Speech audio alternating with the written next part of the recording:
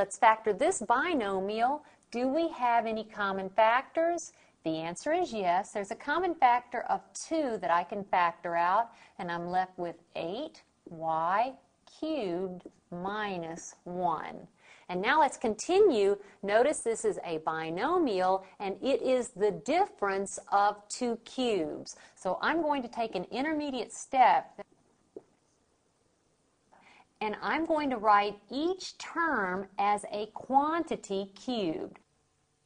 So 8y cubed is 2y, that quantity cubed, minus 1 is, of course, 1 cubed. Now notice I haven't changed anything, because if I were to take off this set of parentheses, it's 2y times 2y times 2y, which is 8y cubed, and then of course 1 cubed is 1.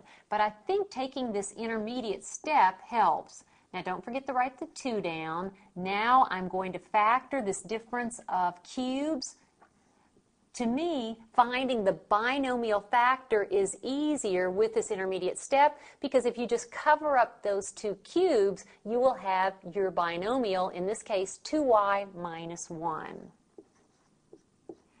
Now let's write down the trinomial, and you can get the trinomial simply by using these 2 terms of the binomial.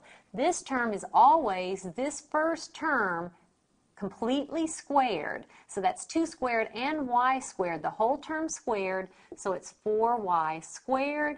Then the next sign is opposite, so it's a plus. The next term is first times second, which is 2y times 1, or 2y.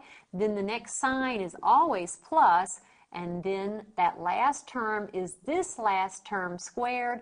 1 squared is 1. This cannot be factored further, and so I have factored completely.